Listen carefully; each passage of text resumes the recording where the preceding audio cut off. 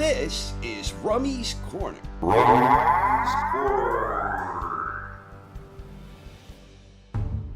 Boxing fans can jump for joy because these are exciting times to be a fan of the heavyweight division.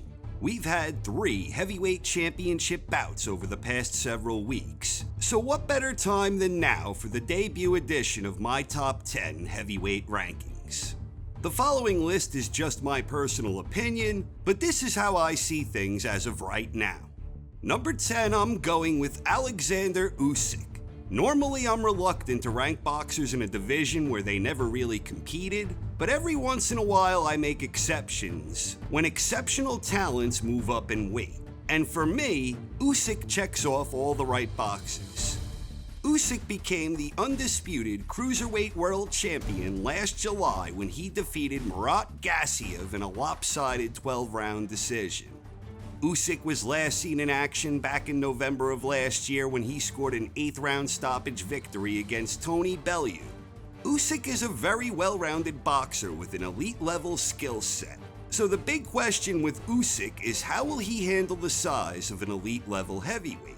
If his WSB bout against Joyce is any indication, I think Usyk will handle it well enough to make some noise in this exciting heavyweight landscape. Usyk was supposed to make his heavyweight debut last month, but an injury pushed that back, and he is expected to make his heavyweight debut later this year, possibly against Carlos Takam. Number 9, I'm going with Alexander Povetkin. Povetkin hasn't fought since being stopped in the 7th round in his fight against Anthony Joshua last September. That was just the 2nd loss in his professional career. Prior to the Joshua bout, Povetkin was last victorious when he scored a brutal 5th-round knockout against David Price. Povetkin has been a perennial top 10 heavyweight for more than a decade, and he's a very solid boxer with good all-around talent. But Povetkin will be 40 years old in just a couple of months, and he failed the 2 times he competed at the highest level in his 2 losses against Joshua and former longtime champion Vladimir Klitschko. Povetkin is reportedly winding things down, but all the same, Povetkin remains a formidable foe who represents a worthy challenge for any heavyweight currently competing. If Povetkin really is nearing the end of the road, it would be nice to see him mix it up with another top heavyweight before he hangs them up. Number 8 for me is undefeated contender Adam Kownacki, who is coming off of a 2nd-round stoppage victory against Gerald Washington earlier this year. Prior to that, Kownacki was awarded a unanimous decision victory against former IBF champion Charles Martin. As of this moment, Kownacki has an unblemished record with 19 victories and 15 of those wins coming by way of knockout.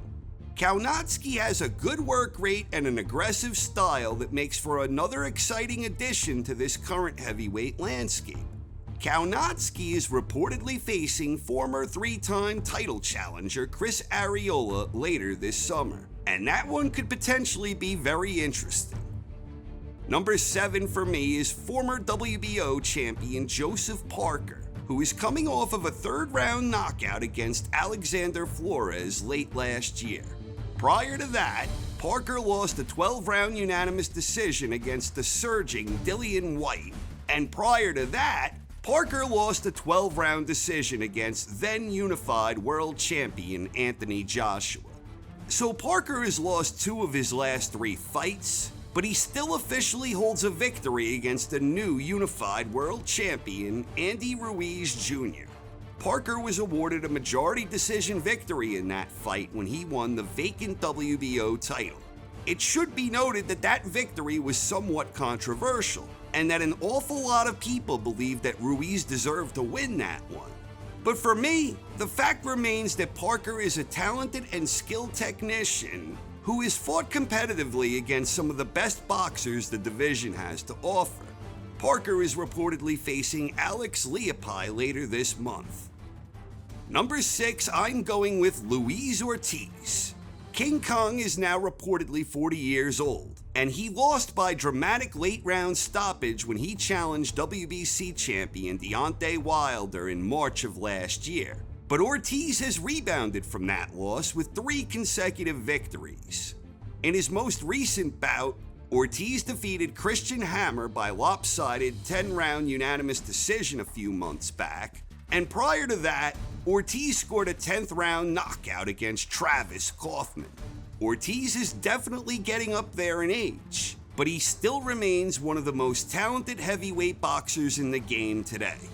Ortiz was giving Wilder a serious run for glory when the two battled it out in a highly dramatic contest. Ortiz lost against Wilder, but he will get another chance at heavyweight glory as the two are reportedly having a rematch later this year. Number 5 for me is Dillian Whyte. The body snatcher has been on a good run and has battled his way back into title contention. In his most recent bout late last year, Whyte scored an 11th round knockout in his rematch against Derek Chisora. And prior to that, Whyte was awarded a 12-round unanimous decision against the aforementioned Joseph Parker. Whyte has now won 9 consecutive fights since he was stopped by Anthony Joshua in a bout that happened 3.5 years ago. Whyte has seemingly improved a good deal since that time, and it will be very interesting to see if and how Dillian Whyte figures into title contention. Whyte is reportedly returning to action next month against Oscar Kaboom Rivas. Number 4 is former unified heavyweight world champion Anthony Joshua, who is coming off of a shocking loss at the hands of Andy Ruiz Jr. Many observers viewed Joshua as the best heavyweight in the world prior to suffering that upset loss against Ruiz, and now AJ finds himself at a crossroads in his career. Early last year, Joshua had added the WBO belt to his existing collection when he was awarded a 12-round unanimous decision against Joseph Parker, and later last year, he scored an impressive stoppage victory against Povetkin. But Joshua's most notable victory to date remains his 11th round stoppage against former longtime champion Vladimir Klitschko. That was a fight where Joshua overcame adversity inside the ring. But now, Joshua is in a situation where he needs to overcome the adversity that comes with suffering a loss. And Joshua will reportedly have an opportunity to do so if plans for an immediate rematch against Ruiz Jr. come to fruition. And speaking of Andy Ruiz Jr., I currently have him as my number 3 ranked heavyweight. Ruiz Jr. is the reigning unified IBF, WBA, WBO heavyweight world champion, and he's coming off of that terrific victory when he defeated Joshua. That fight was broadcast on the relatively new streaming app service known as DAZN, and it was an absolutely sensational effort from the new champion. Ruiz went into that matchup with a great game plan, and his execution of that game plan was sublime. Ruiz overcame adversity and stuck to the well-designed strategy without wavering or losing focus. With that victory, Ruiz has clearly established himself as one of the top heavyweights in the world. If plans go through with a rematch against Joshua later this year, Ruiz will get the opportunity to prove that his big upset victory wasn't a fluke. And then the top 2 heavyweights are both undefeated champions who are already familiar with one another. Of course, I'm referring to Deontay Wilder and Tyson Fury.